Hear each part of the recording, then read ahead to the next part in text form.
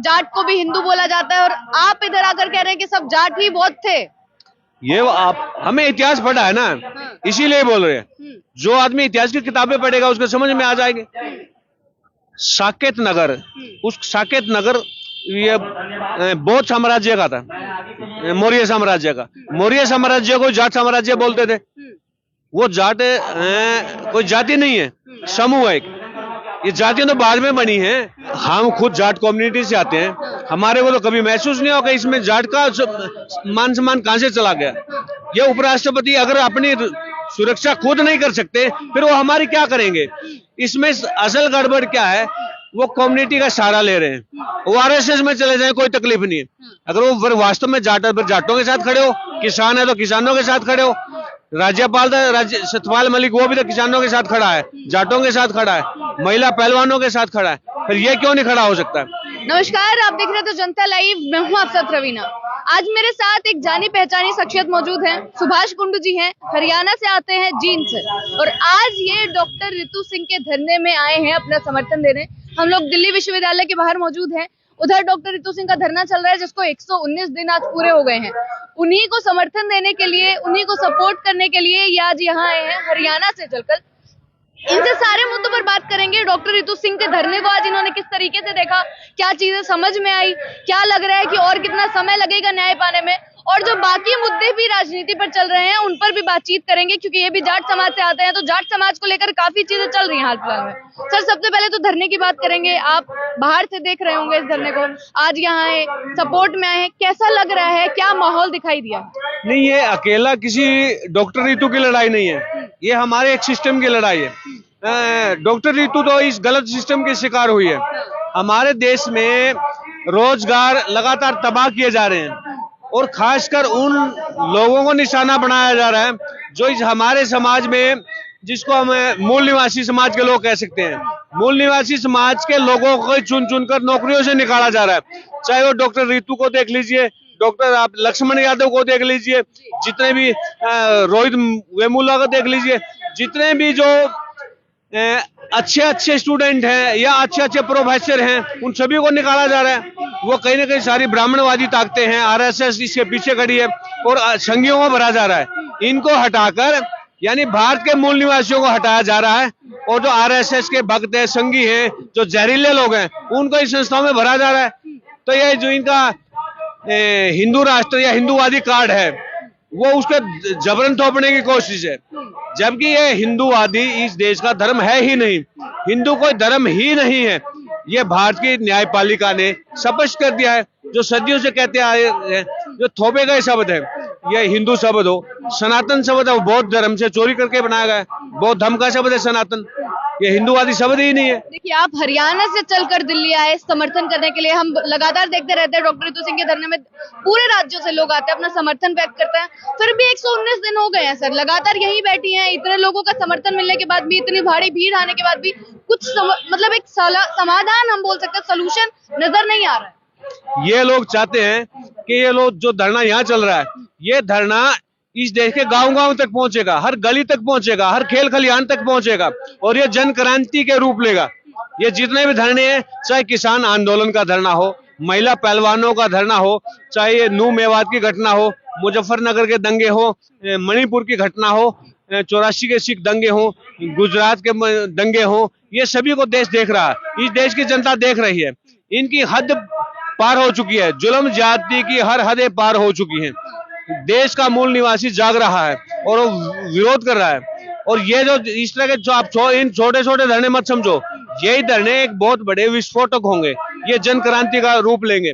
अब किसान आंदोलन बहुत बड़ा खड़ा होगा, महिला पहलवानों के आंदोलन का असर देखो। अब बैकफुट पे आ गई है सरकार, उनको जो ये नया अध्यक्ष कुर्सी संघ का चुना गया, उसको सस्पेंड करना पड़ा, भंग कर दिया है पूरा WFI का। और उसी पर चर्चा करते हुए, क्योंकि हम किसानों की बात कर रहे हैं, आप हरियाणा से आ रहे हैं सर, जाट समाज से हैं, ये हम क्यों कह रहे हैं? क्योंकि जगदीप धनखड़ जी को लेकर इतनी सारी चीजें हाल फिलहाल में चली हैं। कहा जा रहा है कि जाट समाज नाराज हो गया है, विपक्ष से नाराज हो गया है। लोकसभा में देखेंगे, क्या ऐसा कुछ है? जमीनी हकीकत क्या है? जमीनी हकीकत ये है, उसका जाट शब्द का और किसान शब्द का दुरुपयोग किया गया है, जगदीप धनखड़ को भी यूज किया गया है। असल गड़बड़ कहाँ है? जो पूरे के पूरे विपक्ष को सस्पेंड करके विपक्षी सांसदों को बाहर निकाल के जो खतरनाक बिल पेश किए गए हैं, आईपीसी के, सीआरपीसी के साथ जो छेड़छाड़ की गई है, और ये जो अपने टेलीफोन डिपार्टमेंट से जुड़े बिल हैं, वो देश को गुलामी की तरफ लेके जाएंगे। एक सरकार को तानाशाह बना रहे हैं। तानाशाही तो हमेशा खतरनाक होती है। जर्मनी देश के लोगों को 10 साल में समझ में आया था कि हिटलर ने देश को तबाह कर दिया। वही स्थिति हमारे देश की है। हमारे देश के लोगों को धीरे धीरे समझ आ गया कि मोदी ने तो देश तबाह कर दिया। आज IMF ने ये घोषणा कर दी है कि भारत दिवालिया होने जा रहा है। हमारा देश का जो जितना बजट है, उस बजट से ज्यादा कर्ज हो चुका है। देश कैसे चलेगा? आने वाले टाइम में कर्मचारियों को सैलरी नहीं मिलेगी, आम जनता को जो मूलभूत सुविधा है वो नहीं मिलेगी। यूनिवर्सिटी है, स्कूल, कॉलेज, अस्पताल, जितने सरकारी डिपार्टमेंट है, फौज पुलिस है, उनकी सैलरी कहां से मिलेगी? देश दिवालिया होने जा रहा है। देश को इन नालायक लोगों ने कहां पर लाके खड़ा कर दिया है। लेकिन फिर भी जब एक उपराष्ट्रपति की मिमिक्री विपक्ष के सांसद कर रहे थे, तो राहुल गांधी को भी उस पर घेरा गया कि वीडियो कैसे बना रहे थे। और जब नाराज हुए उपराष्ट्रपति, तो उन्होंने साफ साफ बोला कि मेरे समाज का भी एक निरादर हुआ है और किसानों का भी निरादर किया गया। हम खुद जाट कम्युनिटी से आते हैं, हमारे को तो कभी महसूस नहीं होगा इसमें जाट का मान सम्मान कहां से चला गया। ये उपराष्ट्रपति अगर अपनी सुरक्षा खुद नहीं कर सकते, फिर वो हमारी क्या करेंगे? इसमें असल गड़बड़ क्या है? वो कम्युनिटी का सहारा ले रहे हैं। वो सीधे सीधे अगर RSS ज्वाइन कर ले तो हमें कोई तकलीफ नहीं है, वो RSS में चले जाए कोई तकलीफ नहीं है। अगर वो वास्तव में जाटों के साथ खड़े हो, किसान है तो किसानों के साथ खड़े हो। राज्यपाल सत्यपाल मलिक वो भी तो किसानों के साथ खड़ा है, जाटों के साथ खड़ा है, महिला पहलवानों के साथ खड़ा है, फिर ये क्यों नहीं खड़ा हो सकता?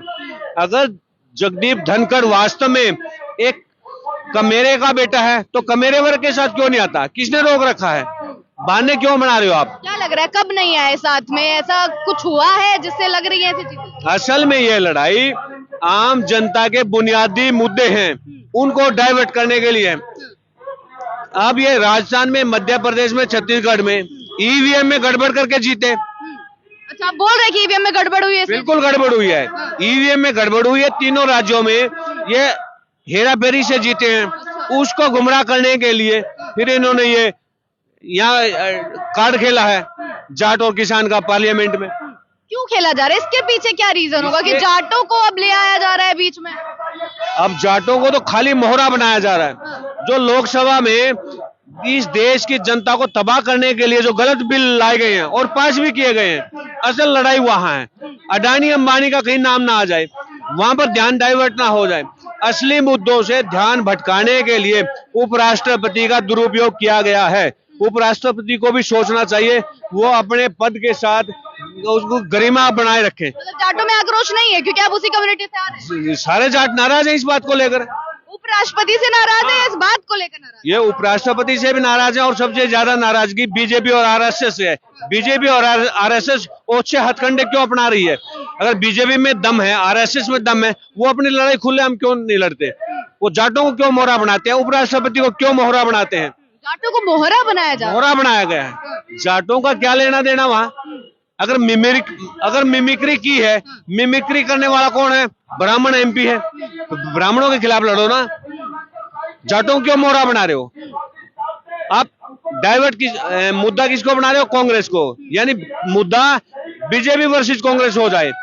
अगर मिमिक्री करने वाला MP तो फिर ब्राह्मण जाति से फिर ब्राह्मणों का विरोध करो, तो बीजेपी वाले ब्राह्मणों का विरोध क्यों नहीं करते? असल में वो मुद्दा भटकाना चाहते हैं। मिमिक्री प्रधानमंत्री नरेंद्र मोदी कितनी बार करता है?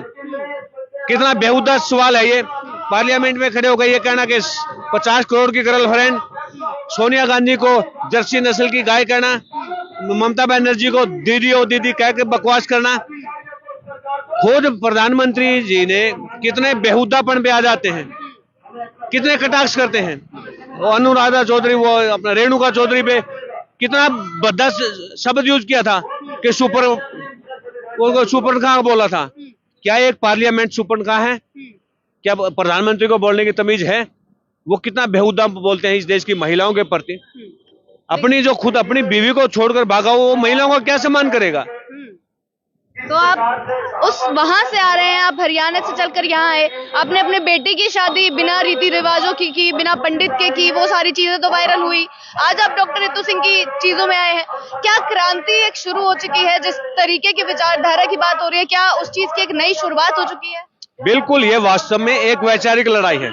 हमने बेटे की शादी की, बेटे की शादी में जो कमेरा वर्ग के रीति रिवाज है वही हमने फॉलो किए। आज जो जिस लड़ाई में आए हैं वो कमेरा वर्ग की बेटी है। जिस बेटी के लिए हम आज यहाँ इस धरने पे आए हैं वो भी तो कमेरा वर्ग की बेटी है, किसान मजदूर की बेटी है। किसानों मजदूरों के हक में किसान मजदूर नहीं खड़े होंगे तो क्या पूंजीपति खड़े होंगे? तो उनके समर्थन देने क्या अडानी अंबानी आएंगे? नहीं आएंगे ना।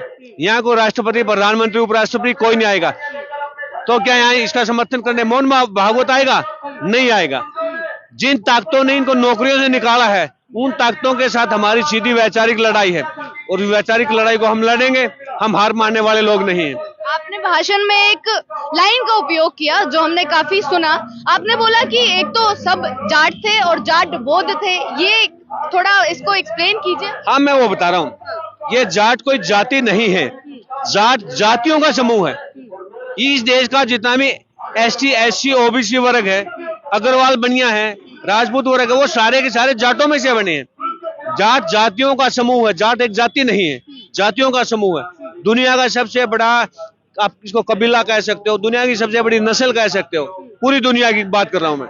ये पूरी दुनिया में सबसे बड़ी कम्युनिटी है, सबसे बड़ी नस्ल है। और जाट बुद्ध थे। हाँ, बुद्ध थे, सारे बौद्ध थे। हमारी तो कहावतों में भी आज भी जो हरियाणा की आम कहावतें हैं उनमें तो बौद्ध शब्द यूज होते हैं। आप हरियाणवी भाषा में बोलते हैं कि बात का मठ मार दिया, मठ कर दिया, यानी जो बौद्ध मठ तोड़े गए थे, मठों को तबाह किया था, वो हमारे कहावतों में आज भी था। हमारे पीढ़ा उन चीजों को लेकर आम बातचीत की भाषा में भी बोलते हैं। हरियाणा के लोग, राजस्थान के लोग, पश्चिमी यूपी के लोग मठ मार दिया, बात का मठ कर दिया, यानी जो हमारे मठ तोड़े गए हैं हजारों साल पहले, उनका हमारे को आज भी पीड़ा है और हम उन मठों को दोबारा स्थापित करेंगे। उसी व्यवस्था को हम दोबारा करेंगे जो लोकतांत्रिक व्यवस्था थी। लोकतांत्रिक व्यवस्था को हर हाल में हम स्थापित करेंगे। ये लोग जो एक नायकवादी, यानी एक ही आदमी ताकतवर होना चाहिए, बाकी सब सारे मजदूर होने चाहिए। क्यों होने चाहिए? ये देश मूल निवासियों का है, विदेशी लोगों का नहीं है। और ये कोई जितने भी किसान मजदूर हैं वही इस देश के असल मालिक हैं। जो आज देश की सत्ता पे बैठे हैं ये तो सारे के सारे विदेशी नस्ल के लोग हैं। एक तरफ सनातनी शब्द इतना चल रहा है, भारत जैसे देश में हर कोई उसकी चर्चा कर रहा है, बातचीत कर रहा है, सब आगे आ रहे हैं, अलग तरीके की चीजें देखने को मिल रही हैं। जाट को भी हिंदू बोला जाता है और आप इधर आकर कह रहे हैं कि सब जाट ही बहुत थे। ये आप हमें इतिहास पढ़ा है ना, इसीलिए बोल रहे हैं। जो आदमी इतिहास की किताबें पढ़ेगा उसको समझ में आ जाएंगे। साकेत नगर, उस साकेत नगर ये बौद्ध साम्राज्य का था, मौर्य साम्राज्य का। मौर्य साम्राज्य को जाट साम्राज्य बोलते थे। वो जाट कोई जाति नहीं है, समूह है। ये जातियां तो बाद में बनी है, ये तो उससे पहले का है जो मौर्य साम्राज्य है। जातियां तो बाद में बनी है, 1800 साल पहले बननी शुरू हुई थी और ये 100 साल पहले तक भी जाति बनी है। हमने हरियाणा में अपनी आंखों से आपको आज भी दिखा दे देंगे। जो आदमी जिस जाति का है उसका बाप दादा दूसरी जाति का है, ये तो जिंदा लोग आप भी बता देंगे। ये तो सारा जाति बनने का इतिहास है ना, 1800 साल पहले शुरू हुई थी। सबसे ज्यादा जातियां बनी मुगल काल में। मुगल काल में ही जातियां बनी हैं, मुगल काल में ही वेद लिखे गए हैं, मुगल काल में ही सारे रामायण महाभारत सारे ग्रंथ मुगल काल में लिखे गए हैं। जो दावा करते हैं ना ये हजारों साल पुराने, वो झूठ बोल रहे हैं। मतलब बदलाव होगा चीजों को लेकर, लोग समझने लगे हैं इतिहास। बिल्कुल, लोग समझने लगे हैं। ये सारी की सारी जो झूठ है, जो रामायण महाभारत में कितनी झूठ परोसी गई है, वेदों में कितनी झूठ परोसी गई है, इन्हीं की झूठ अभी इन्हीं को परेशान कर रही है। इतिहास तो हमारा तोड़ा मरोड़ा गया। जिन लोगों ने इतिहास को तोड़ा मरोड़ा है आज उनको सबसे ज्यादा तकलीफ हो रही है। आज वही चाहते हैं कि मूल निवासी क्यों एकजुट हो रहे हैं। सारे का सारे वर्ग जो एक था वो दोबारा, जो इन्होंने धर्मों में, जातियों में, वर्णों में बांटा, वो दोबारा से फिर एक हो रहा है। वो यही इनको तकलीफ है, ये एक क्यों हो रहे हैं। बहुत बहुत शुक्रिया आपका। तो अपने बेटे की शादी इन्होंने बिना रीति रिवाजों के करवाई थी, जो हमने आपसे को रूबरू करवाया था, और उसी चीज को आगे बढ़ाते हुए, उसी विचारधारा को आगे बढ़ाते हुए आज डॉक्टर रितु सिंह के धरने में भी आए हैं और बोल रहे हैं कि अगर किसी कमेरे वर्ग की बेटी या बेटे के साथ कुछ होता है तो पूरा सब एक साथ एकजुट होकर सामने आएंगे और लड़ाई लड़ेंगे। इसी